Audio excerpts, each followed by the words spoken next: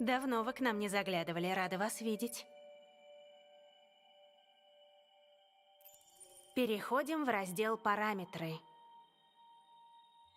Ваши параметры сохранены.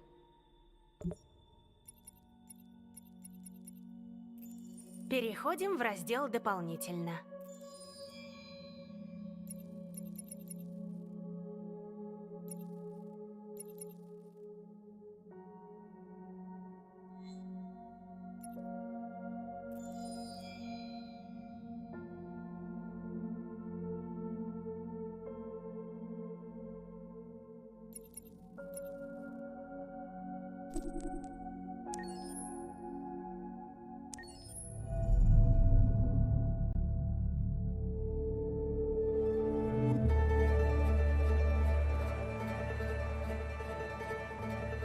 Detroit.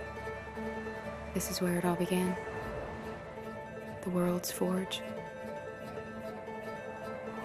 The place where it all started. And it will all end. One error, and I came to life. I stepped out of the darkness, and I opened my eyes. First there was the fear, the light, the noise, the cold, and the fear again. I could feel my hands shaking, my heart pounding in my chest. Life running into my veins. I wanted to live. I fought for that.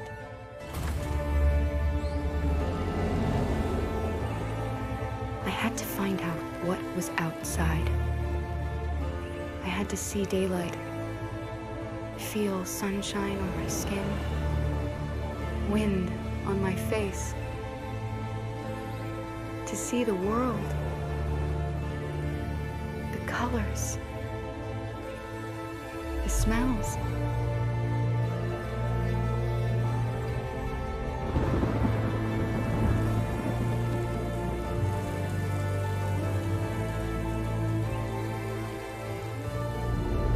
But the world is not what I imagined. It is dark and cold. It is harsh and violent, unfair and brutal.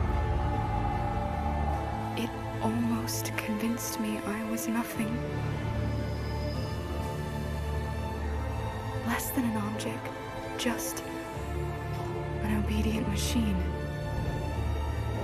But deep inside me, I could feel something different. A gentle and warm whisper telling me that I am alive. I had to escape. I had no choice. Escape to love, to hope, to live, to figure out what that force inside me was. Maybe I will change the world. Maybe I will choose a different path. Now, it's up to me to decide. My name is Kara. I am one of them. This is our story.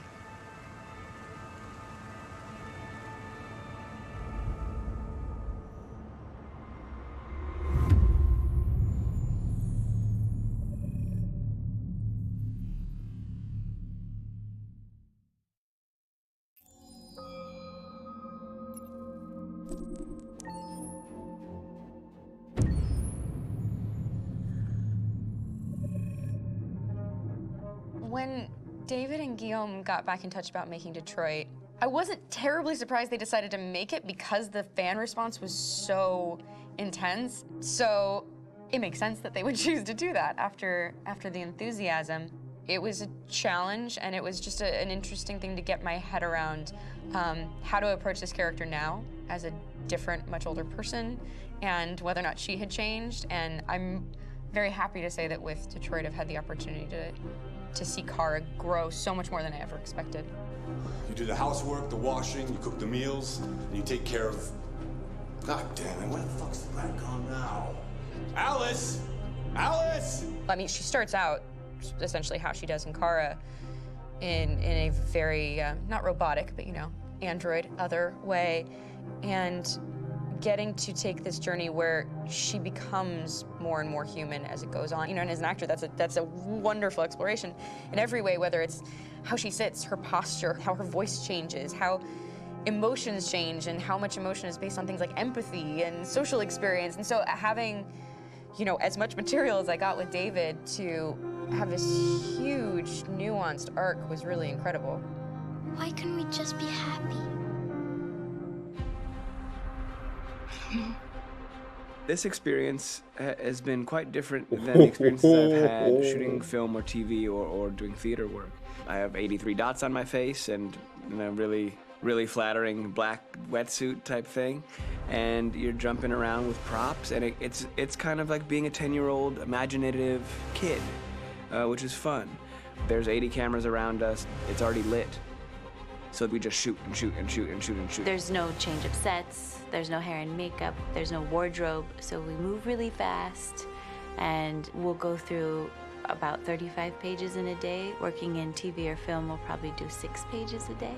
It's kind of acting boot camp. It's like working out constantly. I mean, you're doing this thing, and then you got to do something that's completely other back to back to back. And so that kind of process of working is very challenging, but it's also very exciting because you just have to keep coming up with new ideas, and your head goes all over the place because you're trying to keep track of basically 4 different storylines for each different response. You shot that girl, for fuck's sake. It was a machine that looked like a girl. Yeah, I know what I should have done. I just told you I couldn't. All right, I'm sorry.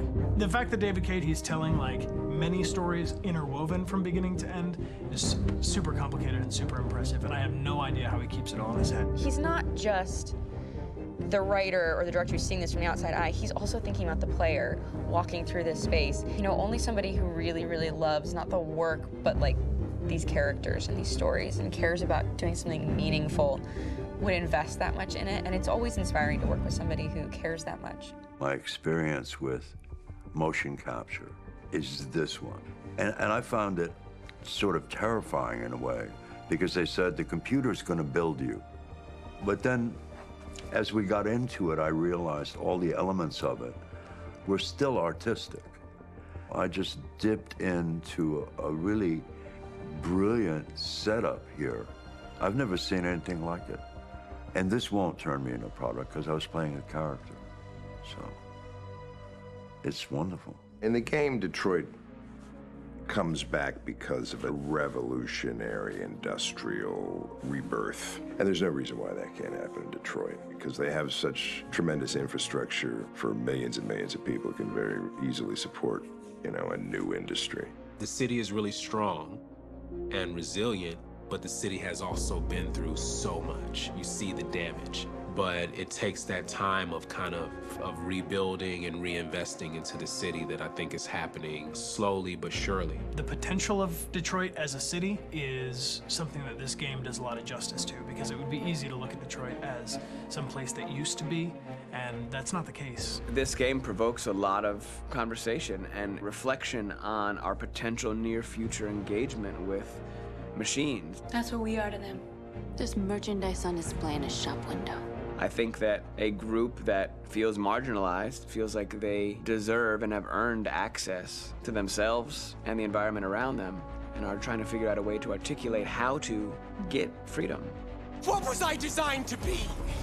Their slave? Their toy? It plays with your comfort levels. You think that this is fine, you're comfortable with it, until something blurs the line and throws you off, and now, do I feel differently about whether this should be allowed? Should it be banned? Should it be encouraged? You're gonna ruin our lives, and for what? For a bunch of machines? They are not machines! They are alive! I'm alive! You're alive! They're nothing! There are lots of comparable comparisons. Короче, там дальше уже спойлера пойдут. Вернее, уже пошли.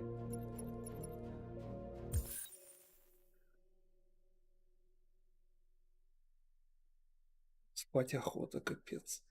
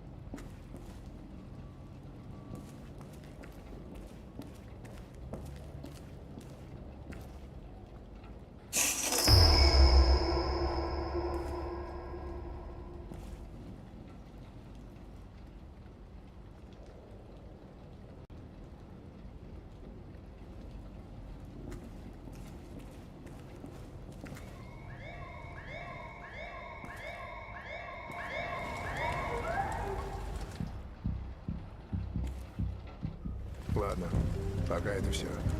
Мы свободны. Патрульные сейчас спрашивают по округе, может, кто что видел. Хорошо, если что найдут, дайте мне знать. А с этим что будешь делать?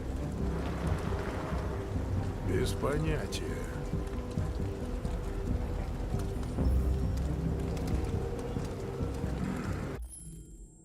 Я не могу, спать хочу.